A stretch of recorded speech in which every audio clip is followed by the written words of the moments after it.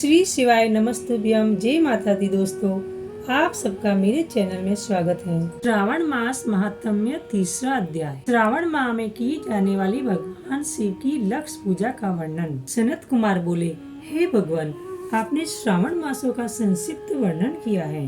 हे स्वामी, इससे हमारी तृप्ति नहीं हो रही है, अतः आप कृपा करके विस्तार से वर्णन करें, जिसे सुनकर हे सुरेश्वर मैं कृतकृत्य हो जाऊंगा। ईश्वर बोले, हे योगीश, जो बुद्धिमान नक्त व्रत के द्वारा श्रावण मास को व्यतीत करता है, वह 12 महीनों में नक्त व्रत करने के फल का भागी होता है। नक्त व्रत में दिन की समाप्ति के पूर्व सन्यासियों के लिए एवं रात्रि में गृहस्थों के लिए भोजन का विधान है।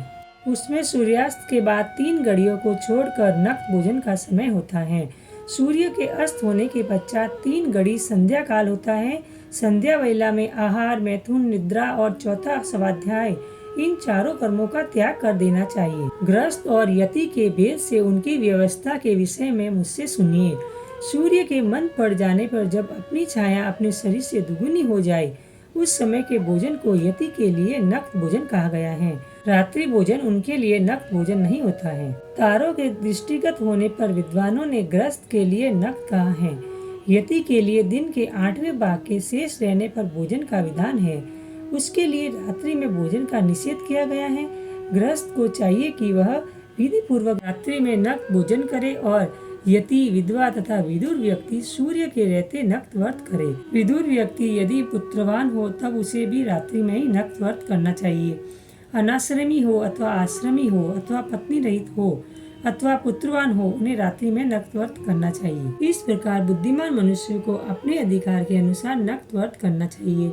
इस मास में नक्त व्रत करने वाला व्यक्ति परम गति प्राप्त करता है। मैं प्रातःकाल स्नान करूंगा, ब्रह्मचार्य व्रत का पालन करूंगा, नक्त भोजन करूंगा, पृथ्वी पर सोऊंगा और प्राणियों पर दया करूंगा। हे देव, इस व्रत को प्रारंभ करने पर यदि मैं मर जाऊं तो हे जगतपते, आपकी कृपा से मेरा व्रत पूर्ण हो, ऐसा संकल्प करके बुद्धिमान व्यक्ति को श्रावण मास में प्रतिदिन नक्त व्रत करना चाहिए।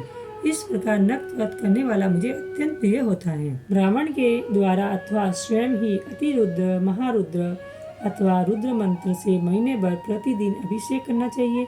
हे वत्स, मैं उस व्यक्ति पर प्रसन्न हो जाता हूँ, क्योंकि मैं जल धारा से अत्यंत प्रीति रखने वाला हूँ। अथवा रुद्र मंत्र के द्वारा मेरे लिए अत्यंत प्रीतिकर होम प्रतिदिन करना चाहिए। अपने लिए जो भी भोज्य पदार्थ अथवा सुखोभोग की वस्तु अति प्रिय हो, संकल्प करके उन्हें श्रेष्ठ ब्राह्मण को प्रदान करके स्वयं महीने भर उन पदार्थों का त्याग करना चाहिए। हे मुने, अब इसके बाद उत्तम लक्ष्य पूजन विधि को सुनिए। लक्ष्मी चाहने वाले अथवा शांति की इच्छा वाले मनुष्य को लक्ष्य बिल्व पत्रों या लक्ष्य दुर्वा दलों से शिव की पूजा करनी चाहिए। आयु की कामना करने वालों को चंपा के लक्ष्य पुष्पों तथा विद्या चाहने वाले व्यक्ति को मल्लिका या चमेली के लक्ष्य पुष्पों से श्री हरि की पूजा करनी चाहिए। शिव तथा विष्णु की प्रसन्नता तुलसी के दलों से सिद्ध होती है। पुत्र की कामना करने वाले को केटेरी के दलों से शिव तथा विष्णु का पूजन करना चाहिए। बुरे स्वप्न की शांति के लिए धान्य से पूजन करना प्रस्त होता है। देव के समक्ष निर्मित किए गए रंगवल्ली आदि से विभिन्न रंगों से रचित पद्म, स्वास्तिक और चक्र आदि से प्रभु की पूजा करनी चाहिए। इस प्रकार सभी मनोरथों की सिद्धि के लिए सभी प्रकार के पुष्पों से यदि मनुष्य लक्ष्य पूजा करे तो शिव जी प्रसन्न होंगे। तत्पश्चात उद्यापन करना चाहिए, मंडप निर्माण करना चाहिए और मंडप के त्रिभाग परिणाम में वेदिका बनानी चाहिए। तदंतर पुण्य वाचन करके आचार्य का वर्ण करना चाहिए और उस मंडप में प्रविष्ट होकर गीत अथवा वाद्य से शब्दों और तीव्र वेद ध्वनि से रात्रि में जागरण करना चाहिए। वेदिका के ऊपर उत्तम लिंग तो भद्र बनाना चाहिए और उसके बीच में चावलों से सुंदर कैलाश का निर्माण करना चाहिए।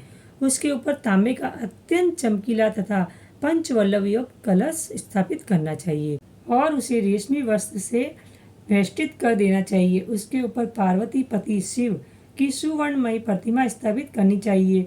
तत्पश्चात पंचामृत पूर्वक धूप, दीप तथा नैवेद्य से उस प्रतिमा की पूजा करनी चाहिए और गीत, वाद्य, नृत्य तथा वेद शास्त्र तथा पुराणों के पाठ के द्वारा रात्रि में जागरण करना चाहिए।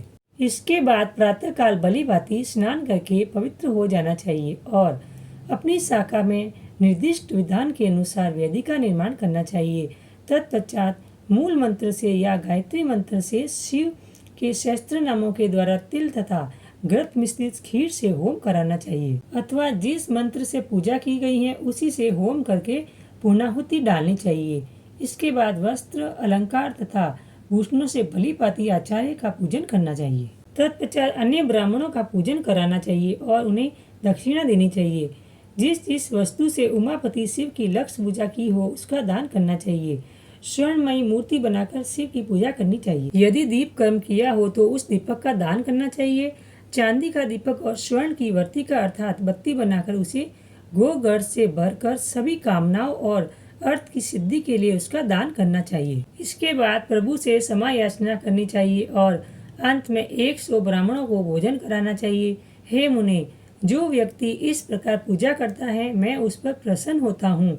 उसमें भी जो श्रावण मास में पूजा करता है उसका अनंत फल मिलता है। यदि अपने लिए अत्यंत प्रिय कोई वस्तु मुझे अर्पण करने के विचार से इस मास में कोई त्यागता है तो अब उसका फल सुनिए। इस लोक में तथा परलोक में उसकी प्राप्ति लाख गुना अधिक होती है। सकाम करने से अभिलषित सिद्धि होती है और निष्काम करने से परम गति मिलती है। इस मास में रुद्राभिषेक करने वाला मनुष्य उसके पाठ की अक्षर संख्या से एक एक अक्षर के लिए करोड़ करोड़ वर्षों तक रुद्र लोक में प्रतिष्ठा प्राप्त करता है। पंचामृत का अभिषेक करने से मनुष्य अमृतत्व प्राप्त करता है। इस मास में जो मनुष्य भूमि पर शयन करता है उसका फल भी मुझसे सुनिए। हे द्विश्रेष्ठ, वह मनुष्य जो 9 प्रकार के रत्नों से जड़ी हुई सुंदर वस्त्र से आच्छादित, बिछे हुए कोमल गिद्दे से सुशोभित, देश तकियों से युक्त, रम्य स्त्रियों से विभूषित, रत्न निर्मित दीपों से मंडित तथा अत्यंत मृदु और गरुड़ाकार प्रवाल मणि निर्मित अथवा हाथी दांत की बनी हुई अथवा चंदन की बनी हुई उत्तम तथा शुभ शैया प्राप्त करता है। इस मास में ब्रह्मचार्य का पालन करने से वीर्य की दृढ़ पुष्टि होती है। ओज, बल, शरीर की दृढ़ता और जो भी धर्म के लिए विषय में उपकारक होते हैं वह सब उसे प्राप्त हो जाता है। निष्काम ब्रह्मचर्य व्रती को साक्षात ब्रह्म प्राप्ति होती है और सकाम को स्वर्ग तथा सुंदर देवांगनाओं की प्राप्ति होती है। इस मास में दिन रात अथवा केवल दिन में अथवा भोजन के समय मौन व्रत धारण करने वाला भी महावक्ता हो जाता है। व्रत के अंत में घंटा और पुस्तक का दान करना चाहिए। मौन व्रत के महात्म्य से मनुष्य सभी शास्त्रों में कुशल तथा वेद वेदांग में पारंगत हो जाता है तथा बुद्धि में बृहस्पति के समान हो जाता है। मौन धारण करने वाले का किसी से कलह नहीं होता है, अतः मौन व्रत अत्यंत उत्कृष्ट है। इस प्रकार श्री स्कंद पुराण के अंतर्गत ईश्वर सानत कुमार संवाद में श्रावण मास महात्म्य में नक्त व्रत, लक्ष्य पूजा, भूमि शयन, मौनादि व्रत कथन नामक 3रा अध्याय पूर्ण हुआ। आशा करती हूँ कि आपको मेरी वीडियो पसंद आई हो तो लाइक शेयर जरूर कीजिए और अगर आप मेरे चैनल पर पहली बार आए हैं तो सब्सक्राइब करना ना भूले और बेल बटन को प्रेस करें। इससे क्या होगा कि मैं जो भी नई वीडियो अपलोड करूँगी उसका आपको नोटिफिकेशन मिल जाएगा। तब तक के लिए जय माता दी दोस्तों।